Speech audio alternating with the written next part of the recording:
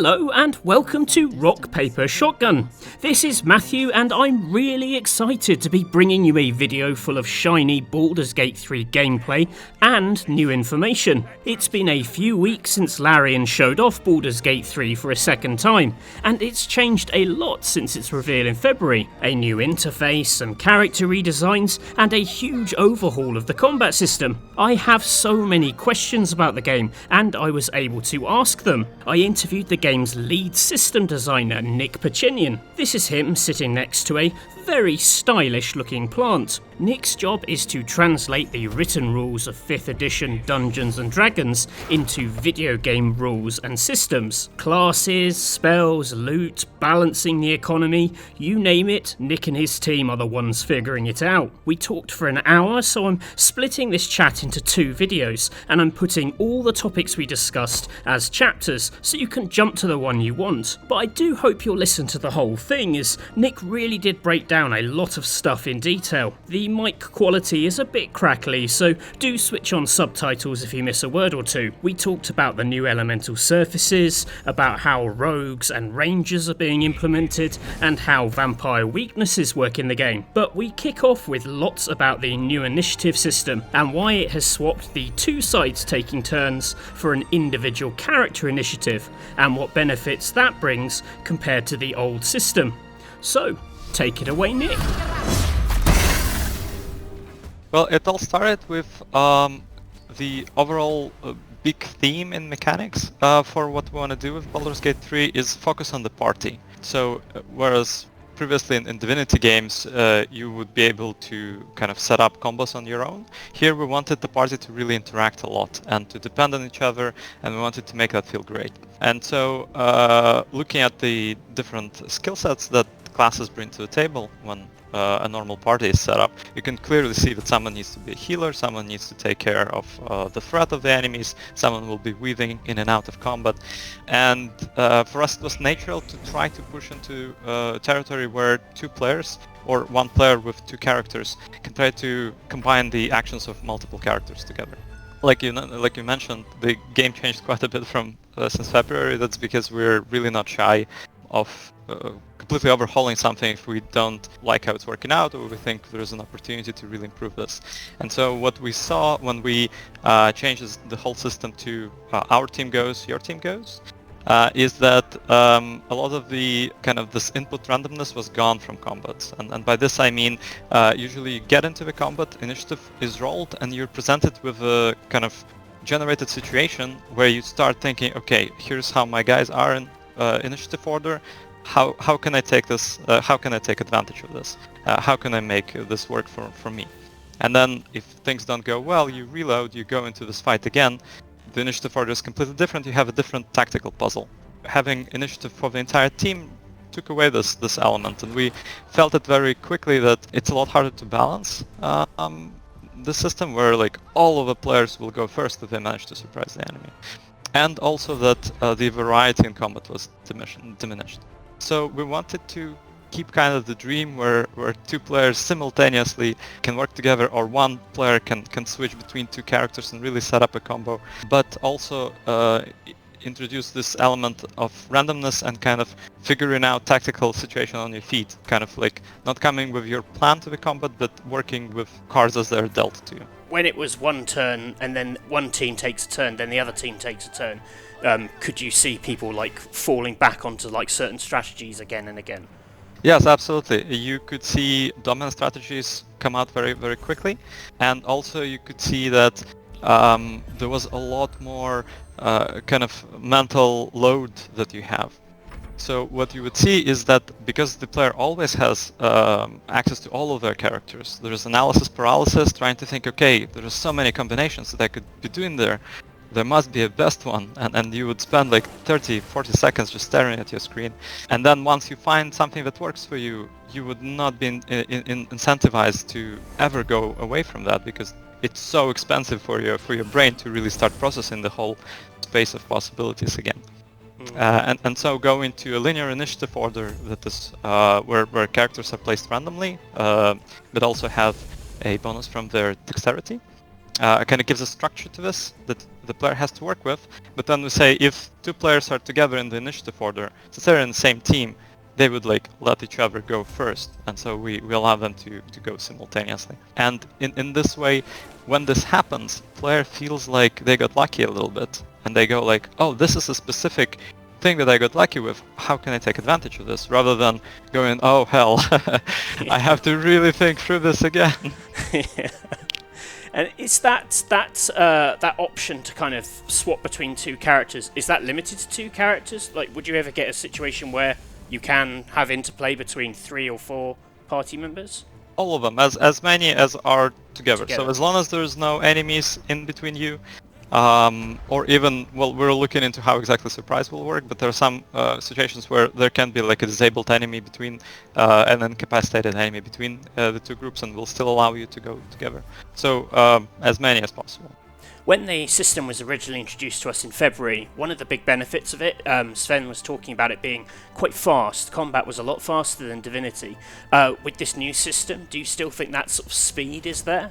What we saw is that a lot of the speed that we gained was actually advancements in our animation technology. When you click on a character that is not next to you with a melee attack, we would actually now do a little rush at the end, where you would run normally and then you would do a little rush and hit them, and that would shave off seconds. The AI would pass turn even as they're like ending their animation. So all these little things, when you multiply them by the number of turns the AI takes in combat, that really starts to add up, and we saw huge gains in that regard. And then what we also saw is that in really, really big combats, because all of the enemies go always together, you would have like this giant lump of time when the player would have time to get bored, or would feel like things are slipping out of control, like too many things are happening too fast. You start to formulate your plan of attack to response, but then it gets invalidated immediately, and so you get frustrated because of this. You get disincentivized from making plans in the first. And when you're playing in multiplayer and you get one of those sort of consecutive turns, can they be done like simultaneously? Like how does that work? That's what we're targeting. So we're targeting that if you're playing co-op or locally or over internet, that two characters are actually in real time controlled simultaneously. So you will be able to attack, you will be able to time it if you really have to. So communication becomes a lot more important, so that you have to be careful saying like, please don't shoot that fireball there. I'm literally walking there right now. And like, because of the power of that kind of interchangeability, would you say that players are like encouraged to try and get those situations? Like, can you manufacture those situations, like by targeting certain enemies to change, you know, in the turn order, for example? So during the fight, you actually start looking at who should I target, so that the next turn we're gonna eliminate the little enemy in between my guys, and I go all together and I can combo something together. So now you can predict what's gonna happen, and you start thinking about them like a little Jenga tower, where you start picking them out to see how many turns together you can amass. And also before the fight, it now makes a big difference if your party is like heavy on rogues, who will go first, but they will probably stick together because of their high dexterity. Or maybe you select dexterity on characters that usually don't select it, just so that you have higher chance to kind of join your advanced party. Can you see a scenario where you get like a mega rogue squad that's just going in and just steamrolling with all 4 of them together? we really hope that that's going to be achievable, yeah. That's the dream. That's awesome. When enemies have consecutive turns, can they take advantage of that, or is it specifically to player characters? We're looking into how we can let enemies take advantage of that without kind of completely dissolving the structure that the player expects. So one idea that we are toying with right now is that enemies don't do this dynamically, because it introduces too much chaos to the plans that you create. But at the start of a combat, if you have like a Goblin King and a bunch of goblins, they will, if they end up together in initiative cluster, the Goblin King will go first. So we'll just let them swap at the start of a combat, so you know what's coming. One thing I noted in both the February demo and this demo is that the kind of elemental effects seem a little more muted in this game. Like, there aren't as many obvious puddles on the battlefield. It looks less like a battle arena at the start of a fight. Is that a deliberate shift away, or is that kind of elemental interplay sort of lessened in Baldur's Gate compared to, say, Divinity Original Sin 2? I would say that previously we were working with kind of a very tight list of elements that had a lot of interactions between each other. So there was like this very dense system, but had very few elements that you kind of get used to very quickly, and you see them again and again, and it lets you master them. But D&D is really about variety. And we improved our tech significantly so that we can have a lot more different types of surfaces at the same time, but also kind of on the back end. And so what we are looking for with kind of elemental interactions and this environment system is to create as many as possible unique elements. So you would go into Underdark that you maybe saw on the stream, and the mushroom guys, the Myconets, are going to have clouds that you will not see anywhere else in the game. Just for them, we'll create a special cloud with interesting properties, and you would have some interactions with them that the player can discover, but then they will move on to something more interesting. We see a lot of opportunities for these clouds and surfaces and interactions within the D&D spells, but you can also tell that if you will try to force too many interactions, it's going to become kind of obvious that we're reaching with some of them. Right. So we want to keep it kind of like unique per surface this time. One thing I thought was quite interesting in the demo, there was a moment where Sven came into a kind of village and there was a perception check, and one of the characters said, "Oh, there are some goblins on the rooftops here." Vermin on the rooftops. And in the demo he walked in and initiated a conversation with them. With something like that, is that flagging of the enemies, is that also like an opportunity to go, well, I'm going to go in stealthy? Can you sort of see combat opportunities sort of before they happen, like more often in this game? There are a number of kind of improvements that we did for the stealth to make it more comfortable to set up the combat arena in a way that is favorable to you, and also to scout ahead. And we definitely hope that the players will kind of pick for themselves, do they want to approach some combats carefully and scout ahead, or do they want to go with their swords drawn? It will also depend from combat to combat. As you might know, we really try to make every combat encounter something new that the player hasn't seen before, and we consider it absolutely okay to have a pushover encounter where the player does not have to go through like all of the steps of scouting and setting up, where they can just feel good about just completely barging into a small combat and wiping the floor with the opposition. But the passive checks that you saw over the characters' heads, this is what we want to emulate. There is the feeling when you're sitting around the table and you're in a tense situation, and the DM just kind of randomly starts rolling and goes like, "Yeah, you go ahead. Nothing's happening yet." Right. But they keep rolling, right? And you go like, "What is going on? What is the source of tension? Why are they rolling? We should be careful. Should we take a look at these tiles on the floor?" Right. So we want to create a little bit of suspense and a little bit of tension before the combat. And so those checks, they're not always like a life or death. You're going to miss out on something massive if you fail this check. Sometimes could it be just a bit of colour for the world, or an incidental detail, or do you think they always have a sort of substantial meaning? I would say it's a mixed bag, and we try not to make a point of like saying like, "Oh, you have to win every check." You definitely can fail them all the time, and you will still have a good time, and that really shouldn't be like a cause to reload or anything like that. But it is also a Larian thing to sometimes put like some check somewhere that if you miss it, you're gonna miss a significant chunk of content. There are some hidden dungeons, there are some hidden secrets, some things to see for people who want to spend a lot of time with it. I'm really interested in the stealth systems in this, because I often think sort of rogues and sneakier characters are quite underserved by the genre. Like these, generally sort of classic RPGs don't tend to have like very deep stealth systems. Or very satisfying stealth systems. Do you think stealth here is a much more viable option, and what do you think it does for like the rogue class, say? It exactly started with us thinking, from our experience, the rogue does not get a lot of interesting things just from being a rogue. Like some classes get a kit, like Warlock gets a very customizable, very complicated kit that they can tailor to their playstyle, and it just is given to them because they're Warlock. And we see that for the rogue, they need to be a bit more creative with how they apply what they're given to environment, and they have to like kind of come up with ways to deal with situations and to kind of just completely invent sometimes things. And so we were looking for what can we implement for the rogues to make it as rewarding to play a rogue as playing the wizard is, with like a giant arsenal of things that you can do. And so the stealth was a natural focus for them because their existing stuff gels well with it, and also because we wanted to go deep on the darkness and light mechanic.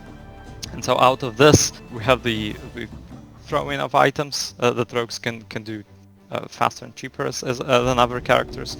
And also we based sneaking in some situations, in low light situations, on your stealth, which rogues are naturally good at, of course. So we are looking at the stealth genre as a whole. There is like a certain genre of top-down stealth games that are very good at the moment, and we're looking at what we can learn from them that would still work within like a broad RPG system. And so that is providing the player a lot of information about what goes on in enemies' head, so that they can comfortably plan their sneaking. It's creating these puzzle situations that are made in mind with stealth that give you timing challenges or opportunities to use your spells.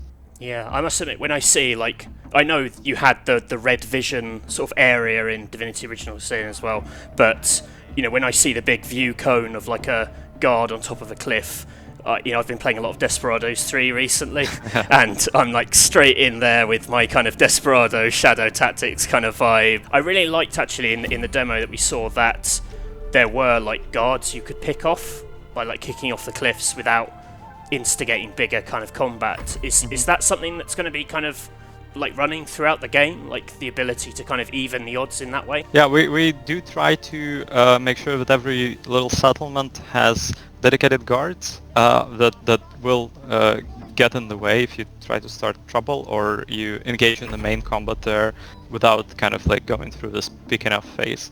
And so for the players, if you're going with a sneaky party, you'll be rewarded for kind of approaching it tactically and trying to use sleep on the guards, killing them in their sleep, or sneaking around their paths, maybe disabling them in some way. Versus a party that relies on like raw magic power or physical power that would have to deal with them with conventional means. That's cool. I'm really looking forward to it. I love sneaky characters. It's actually sticking with the kind of class thing. Again, in like the original Baldur's Gate, I found some classes like a tiny bit undercooked. For example, like you take the Ranger, things like favoured enemy or natural explorer. I didn't really feel like I got a big chance to kind of express myself with those powers in those earlier games. Are these things you're kind of looking to kind of like reinvigorate a bit in Baldur's Gate 3? Like, will they be in Baldur's Gate 3? Yeah, like these two were a specific point of discussion between us and Wizards of the Coast. So we very quickly realized that for the Natural Explorer and for viewers that don't know this, Rangers can pick kind of the habitat that they feel most comfortable in, where they spend time tracking animals and doing quests in their background story. And so you can say, I'm an Arctic Ranger. I'm really good at like surviving in the snow, reading footprints in the snow and things like that. You can come up with a backstory for this. And it works in tabletop because usually kind of DM can coordinate with the players where are they going and what makes sense in their environment, and even like come up with environments that are specifically suited for Rangers in the party. Of course, it's a lot less flexible when you have a fixed environment in the computer game.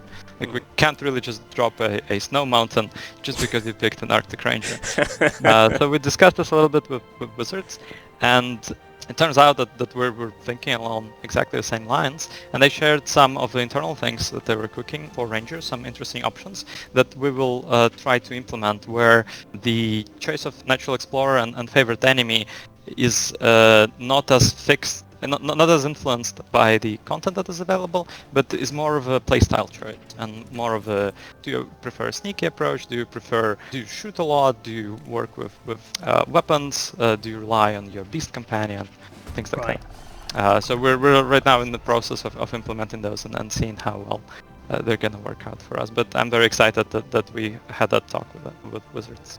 Oh, that's cool. I look forward to seeing what you do with them. When we were introduced to Astarion in the February demo, the thing that really jumped out at me was that Sven mentioned as a vampire spawn, he can't cross water. He also said that he can't go indoors unless invited. Is that a system? Is that a mechanic you work on? And if so, like, can you say anything about that? Because it just really caught my imagination in terms of, oh man, that could be brilliant. Like, that could really cause you trouble. For the water, we actually went through every single puddle and piece of water in the game and try to figure out, is that a running water or is that a still water? Because only running water is supposed to do less damage to vampires. Which is makes this funny situation that if you're not careful, you can die in Baldur's Gate 3 as Astarion in the first 15 seconds of the game. If you click into the river, and that's Kiontar River that is going past you, and if you just don't pay attention, you will dissolve an acid right there on the spot where you spawn. For the invitation to enter, we choose to kind of interpret it a little bit more broadly, as an Astarion needs to receive an invitation to enter an entire settlement. And after that, he says like, okay, I was invited, so... He's not just hammering on every door in the place, yeah, trying to get in. Exactly. And so at the start of the game, there is a settlement that you help kind of repel an attack from goblins at that settlement, and they kind of shout, "Come on in, more goblins coming." And Astarion goes like, I'm invited. That's awesome. That's so cool. And those are wise words to end on. Be careful what you shout in a moment of panic, lest you invite a vampire spawn into your house. This is the end of our first part of our interview with Nick, and we'll have another chunk up tomorrow, where we cover loads of stuff. Level caps, difficulty, death, new reactions, the role of alcohol in the game, how you can mess with dialogue using magic, and whether or not colour spray spell is as useless as it was in Baldur's Gate 1. It's packed with new info, so please do not miss part 2. And why not watch our other Baldur's Gate 3 videos in our playlist for even more exclusive information from Larian. Hey, it will help kill the time while we wait for Baldur's Gate 3 in early access in August. Maybe. Thanks for watching, and hopefully see you back here for part 2 of our gameplay deep dive tomorrow. Bye for now.